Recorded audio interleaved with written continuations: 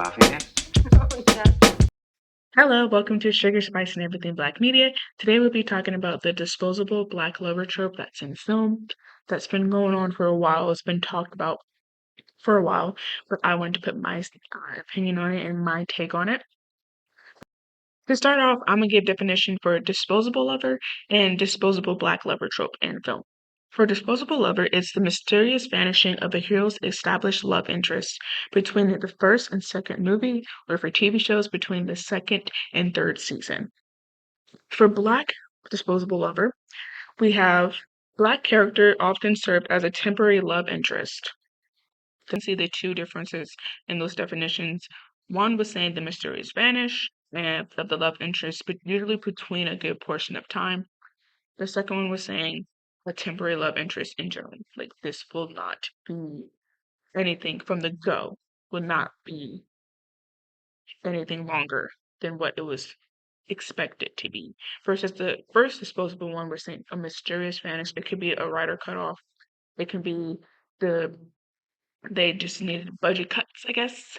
It can be they felt like the character wasn't equipped enough to be still part of the story. Versus, like I said, the second definition, it was just temporary from the go. Like this wasn't going to be a forever thing. This wasn't going to last or be established into the story plot. This was a milestone or a very small stepping stone in the story. But these characters are always so like groundbreaking story elements for them to be so temporary, to be so to be so temporarily temporal. Usually this character is either a great addition to the show or a fan favorite. But no matter what the viewers think, from the get-go, the directors and story writers already knew that this character was going to be temporarily and it was not going to be anything more. I mean, you gotta give what the people want though. I guess not when it comes to great storyline. Films usually have their black characters such as neighbor, classmate, best friend, bully, and this is what they call their diverse hire. This diverse hire makes the show look good for when people try to call them out for not giving that much diversity in their show. They just sprinkle a little pepper, sprinkle little chocolate sprinkles, and they're like, okay, so we're actually not racist, we're actually not colorist. We love diversity, even though 75% of our cast is white and the rest is barely main characters. We love that. We love. But then they have the other character, which is the small love interest that comes in usually when a couple in a show come into a bump, come into a break, or break it off completely. This small love interest is supposed to help the main character realize their greats in their partner and in themselves. It is also this small love interest will also serve the purpose of helping the character realize that they're supposed to be with their ex. Yeah, yeah. And this also opens the second chance trope a lot in TV shows. And it's not a bad trope, but it's just the fact how it's delivered as we're gonna give this, we need a diverse hire, but we also need a storyline. So we're gonna make small love interests that can literally work out better than the original couple, but we already know it's gonna be gone in the next couple episodes. So we're gonna keep the formula and bring back this couple because we think this would be the best plot for our story. Some examples of this trope that I have seen. These are shows that I have watched plenty of times. Shows that I didn't necessarily grab at first what was going on, but realized like, dang, like some of my favorite characters are the small love interest characters. Or sometimes I find myself not rooting for them and rooting for the old character to get back together with their old love interest. And it's like this couple's way better. Why am I rooting for this? Why am I encouraging this behavior? The world may never know. For example, from Star Butterfly versus the Forces of Evil, we have the main character, Marco, and Star Butterfly, who don't necessarily date just yet when this is going on, but have a situationship crush fling thing going on. And finally, Marco decides that he needs a break from Star because it's not working out and it's not something he wants to be involved with. So then he meets Kelly, our old friend Kelly, and Kelly helps Marco not only find his passion in life, his pursuit in life, which is to be in a motorcycle gang and be a portal fighter. Yeah, and believe it or not, that's exactly what Marco was looking for. And then Kelly just also encouraging him to be with who he wants to be with at the end of the day and stop, if you want to be with me or if you want to be with Star, she was okay with whatever the decision might be. But I felt like, in all due respect, Kelly and Marco were amazing together. If you've never seen the show, it is an animated show that was on Disney XD, but now you can find it on Disney Plus. Don't know if they played on cable anymore. I don't watch cable. I only watch streaming. I know, bougie, bougie. But like, I felt like the Kelly and Marco really were good. And then they threw us back into the Star and Marco, which wasn't even fully developed yet. Like, they weren't even a full relationship. Threw us back into not even again a full relationship, another fling, just for us to be confused, confuzzled again.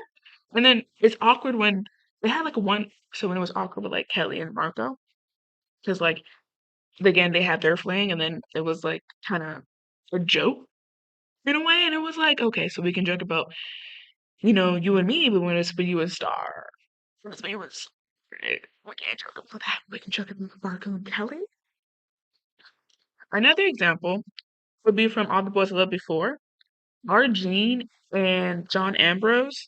In the second movie, no one ever remembers second movies, but I, 9 out of 10, the second movie just adds more characters, whether they be temporarily or permanent. And I feel like this it makes it easier to forget because it's more new stories coming in and not lasting stories. That's just my opinion. But in the second movie, Lara Jean and John Ambrose, the whole concept of that movie was that Lara Jean had wrote love letters and her little sister had sent them out and to the people that she wrote them to, and everyone got them. And that's what happened in the first movie. And she deciphered who, I guess, like she was going to be with, and she wound up picking Peter, which is her main love interest. In the second movie, one of the guys were away at boarding school, and he got the letter late, but he didn't get the memo that Lara Jean had already picked the man that she wanted. I guess she just assumed that John Ambrose never was going to reply. At the end of the first movie, John Ambrose knocks out the door and it's like, "Hey, like, so I got the letter here for my date."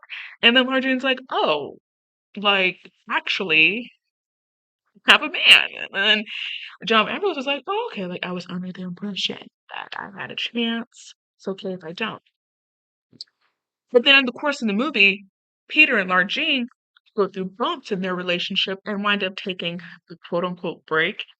And this is where John Ambrose comes in. Even though before that break, John Ambrose was already developing, like pushing himself towards Lara Jean. Once this break happened, it was like, okay, like this is a go, green light. But Lara Jean, Lara Jean didn't feel the same way Dom Ambrose felt about her. At the end of the movie, she wound up getting back with Peter, and then they did another movie where her and Peter again. I think they're doing another movie too, if I'm not mistaken. But I felt like how John Rose was like pulled along, like yes, yes, I want it, but I don't want it at the same time. I don't want it at the same time. I want it, but I don't want it. because I belong to somebody else. And then this character, the repeating method for this character is that the black love interest is always supportive of the other, main character going back to like just their ex and then being continuing to be friends. And I feel like that's so and they're always in the same friend group too. So it's like so light weighted. Like you have so much chemistry with this one person.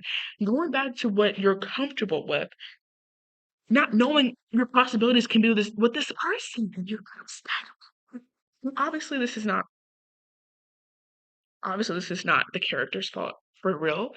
It's the director's excuse me. It's not the character's fault for real, it's the the writers picking up the story. The actors just acted. We don't know what the actors think about it. We don't know what the actors feel about it. But the characters, we're going to talk about characters themselves in the movies and the shows. Like Laura Jean. But, but then I guess you could say, well, then that ruins the whole plot. It doesn't ruin any of the plot. We can move on. I feel like it's more realistic plot to show people moving on instead of showing people going back. Even though people go back to their ex all the time. I feel like we're encouraging second chance. We're encouraging poorly. Like, I can't think right now what Peter did to Laura Jean, but I think he was messing with his ex. Or I think he said something about her on the post. I want to clarify that later and edit when I come back. But and then we have another trope where or it's the same trope, but we have another spin where this character is not so supportive and they usually depict him as the mean or like snobby partner. Also, another example or for that trope would be The Summer I Turned Pretty with Conrad and Nicole and Belly. So Belly, look at the show. Belly is the person the summer where she turns pretty and she gets all this attention and she doesn't know what to do with it. And she's going through picking lovers, and then her old lover, Conrad, or not even they weren't even lovers, her old crush, old her old something she wanted, she was plotting on, gets or has a girlfriend, Nicole, who is blue. And they depict Nicole as this mean, snobby, B-I-C-T-H. And I think they could have wrote that better. Examples of what they did or wrote for Nicole to do. They found Belly. Nicole found Belly's text messages between Conrad and her, and she got upset. And so she made the girls skinny dip and took her clothes. And I'm like, why do we have to script that? Like anything. But then they turned around to make it seem like Nicole was in the wrong, even though Belly was texting her man. Even though Belly was texting her man. Like I feel like the proof is in the pudding. If you're texting someone's man, what are they supposed to do? Give you a handshake, talk it out? With the Nicole and Conrad thing, even the way it ended was so like messed up. Like I believe Conrad towards the end of the relationship kind of ghosted Nicole and then eventually broke it off with her. For Belly to be in a relationship for one with Cameron and then her breaking it off with Cameron. That was another one. Her breaking Cameron, she was with Cameron to fill her void with Conrad. Conrad became single and then she was like, actually I don't want to be with you anymore. I just don't see us together. And I believe, yeah. Like, what? Mind you, the best boyfriend award goes to Cameron in the entire show. Every other boy in there sucked. Cameron is the baddest one of the lot for the boyfriend. Like, but then she was like, Connor. Like, she's a fiend. She's a fiend, if anything. A fiend. And Jenny Hans, and Jenny Hans like depicted this image in her shows because she did both the Summer I Turned Pretty and All the Boys Love Before. Right is right. Okay. She she likes this depiction of having the small love interest should be black. She did it not once but twice. A coincidence. Or diversity hire. A diversity hire. Overall, like this conclusion, I feel like this diversity hire or just small love interest could have just been left alone in the first place. Like, why bring on a potential character, make them the best partner? Not the best, at least a decent one, better than the one they had before, just for them to get back to the one they had before.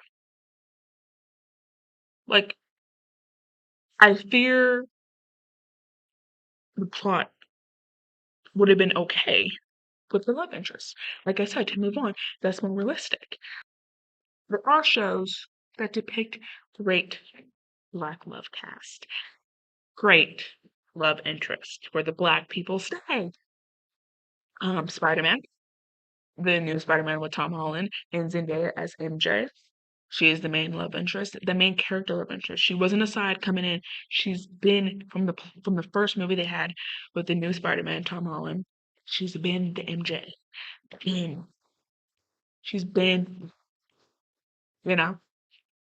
And I did actually like seeing them going with through beginning to end a black love interest.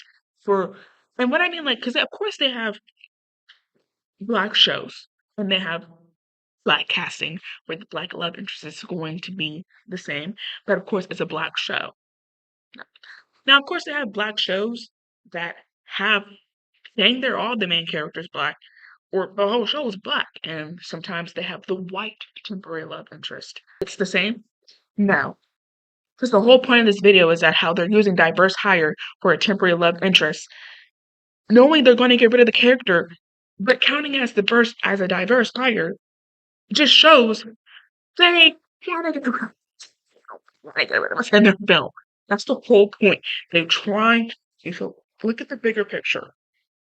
Get the frame out. Look at the bigger picture. They're trying to water down the black cast thing. They're trying to water down their diverse. They're like getting smarter.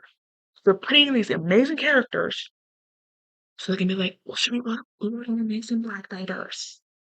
Get in there. Out of here. Bring back, bring back what we need, what we want. But it's like, that's not what we need, it's not what we want. Versus when a black show does it, it's like, okay, you're not our diverse hire. You're actually part of the story. You're going to build development in this character and leave it as that. This has nothing to do with diverse hire. This has nothing to do with our image. Nothing to do with our image. Well, that's the difference. But if you feel like they're the same, or if you feel like it's worse, or we're just repeating bad behavior, you can let me know that. Let me know that. Let me know what you think overall. In conclusion of this video, we talked about definitions for disposable character and disposable black lover character. The difference being disposable character being a mysterious leave. It can be a director's cut. It can be character deemed to leave, or the character no longer wants to be part of a show or is doing another show for the time. Versus a black disposable character, this character is written to be temporarily from the go and will be cut off no matter what viewers or the storyline is going. This character does have a deadline. We talked about the diverse hire, which is usually black neighbor, best friend, classmate, or bully, and small love interest. We talked about the shows Star Butterfly versus The Forces of Evil. We talked about Summer I Turned Pretty. We talked about All the Boys Love Before and how these characters are just supportive of the main character, leaving them and going back to their main love interest, and how sometimes they make the characters seem snobby or mean just so they can have an okay to get rid of them in the first place. And also mention how this is bigger than just the storyline itself. This is how they're taking diverse hire and making it such a small term just so they can get away with saying, well, we did have diverse hire and people love this character, or we had a diverse hire and people want this character gone, even though that's the way they wrote them. That's the way that they were written in the first place. And when you put an image in front of a viewer, they're going to beat it up until they dissect it more, and it's like, okay, well, at first when I watched this, it's okay, but now that like over it again, it's giving not what it was supposed to give, which was beautiful love interest, and it didn't work out. It's giving it wasn't going to work out from the go. It wasn't going to be from the go.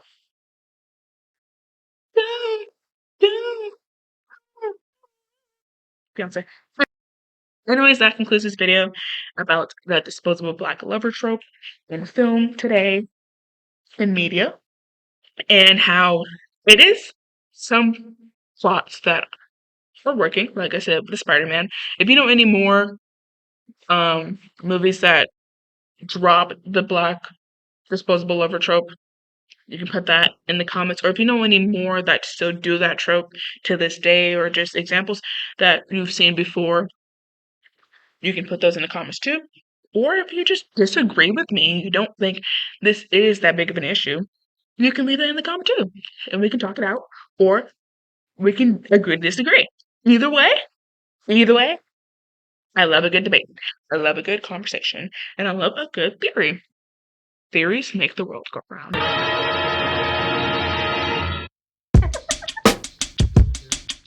What are you laughing at?